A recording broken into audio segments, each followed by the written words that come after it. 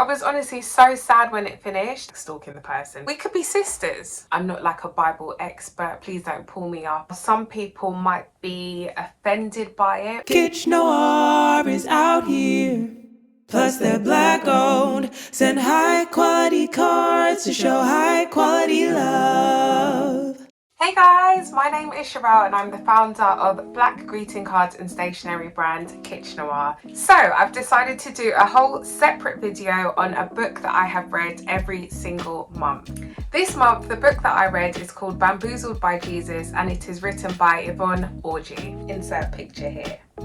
How did I discover this book? I was watching a live by, I can't remember who was doing the live, but she had said that this book was fantastic. So I was interested by it because I know who Yvonne Orji is because I watched Insecure like literally from the beginning to the end, the one that just finished. So if you are into Insecure and you know who Issa Rae's best friend is, that is Molly, that is who Yvonne Orji is and that is the person that wrote this book. I was also super interested in it and intrigued because I'm also a Christian and Yvonne is a Christian and I didn't know that about her. And then when I had done some more research and I found out that she was like a serious, really dedicated Christian, it just inspired me and attracted me towards this book even more. I mean, what is serious Christian? I shouldn't even say that. Anyone who dedicates their life to God is a Christian. I mean, no one's perfect. I know I'm not, that's for sure. I got into the book straight away. I downloaded it on Audible. I think I was just feeling sort of lazy that night and I just wanted something to listen to before I went to bed. I'm so happy that I did listen to it as an audio because her voice just drew me in straight away. I don't think I would have got the same experience if I was reading it because the sound of her voice, her accent, the way she is so animated and the way that she speaks, it just gave it that extra oomph that you need when listening to the book. And I found so many things funny purely on the way that she just said them or the way that she ended the sentence or emphasized a certain word. So I would definitely recommend listening to this. And it was sort of like just another form of entertainment. I got the same feeling as when I'm watching like a series on Netflix or when I'm watching Insecure on HBO. So I would sort of find myself like chuckling whilst I was doing the washing up and listening to it at the same time, or when I'm driving. It just brought a bit of extra joy into my life. So I love that about listening to the audio. The book is basically about her journey and her experiences throughout life, putting ultimate faith into God. I just found it so inspiring because I felt like I could relate to a lot of the experiences that she had. We're from completely different industries, but I just love the fact that when I hear about other people's stories that have completely different lives from me, how you can still relate and you can still take things and learn lessons from their outcomes. What I also love about listening to an audio book is it tells you the exact time that it will take to finish it. So when I opened this audio, it said 6.5 hours, and that's like less than a work day. So even if you listen to it like 1 hour a day, you can finish that in a week. I finished this in about a week. I would say one night I listened to it for about 2 hours. I loved hearing about her background and how she got to where she is now. I didn't know that she was actually a comedian before this, so that was something that I learned and I found that really cool because I didn't expect that from her. She is funny and insecure, but you know, like when you find out things like that, you just start really like stalking the person before. So now I've done like loads of research on like her stand-up comedian shows and fashion shows that she took in before, and I just love finding out extra details about people that you didn't know before. The great thing that I love about the book is the fact that she talks to you like you are her friend. I honestly felt like she was one of my friends just chatting to me on the phone, and I was just getting so much like jokes. I love the language that she uses as well because it's very rare to come across a young woman, a black woman, talking about the Bible, using language that I can relate to, referring it to like hip hop and making references to like Jay-Z and Lil Kim, and just making you laugh at the same time and telling biblical stories in a way that you can completely understand. I found that so refreshing and also entertaining at the same time.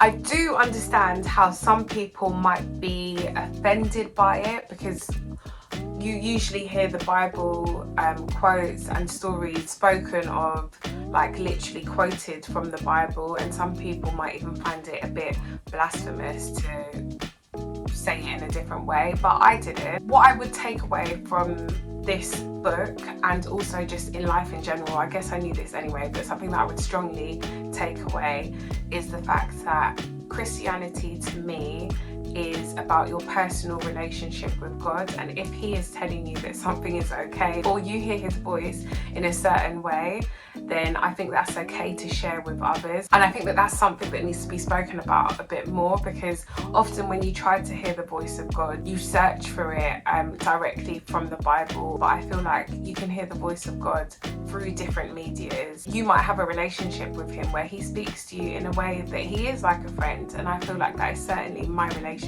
or the relationship that I'm trying to build with God myself. So when I heard her speaking about this, it just encouraged me to seek that even more with him. So I really do love that, and I was so inspired by that theme just throughout the whole book.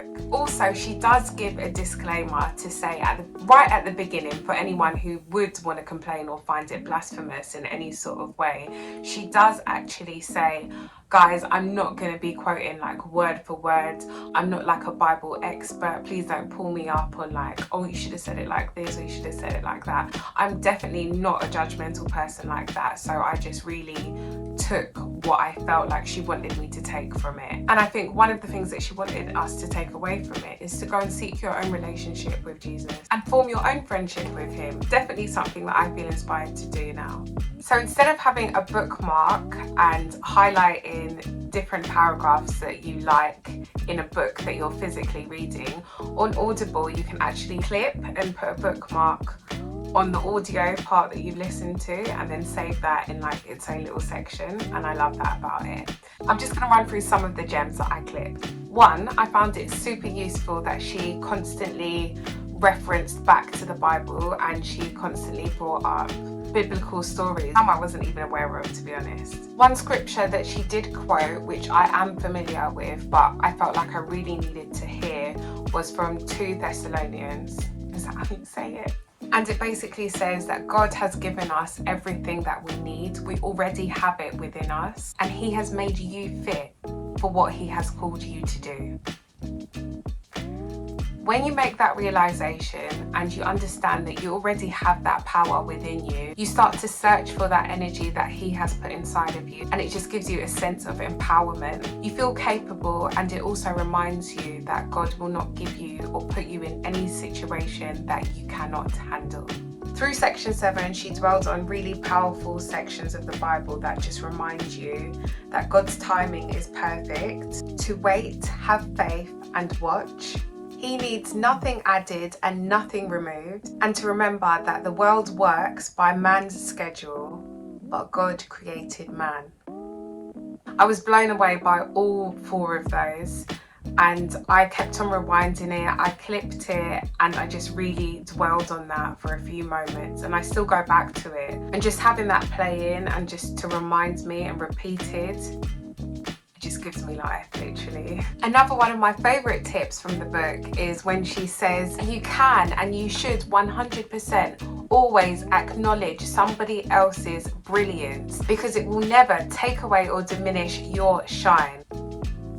And there are so many reasons why you should compliment and tell someone how great they are when you notice it, because it will make you feel better, it will brighten up your day, it will brighten up their day, it might make their day, it might make your day. It just gives a great feeling to everyone. As I said in my last book review on my last podcast, we should always acknowledge our own achievements, but I think it's even more special and great to acknowledge somebody else's, because it will never take away your shine, and if anything, it will give you more of a shine. Somewhere else in the book as well, which is something that I definitely agree with, is that we should always be thinking about the impression that we leave with people, and once we leave a room we should be thinking about what sort of presence have I left in that room, and it should never be a presence of bitterness, and we should never leave a sour taste in somebody's mouth, which is why I truly believe that one of my purposes is to embrace, encourage and empower other people, and that is one of the sole purposes of Kitchener.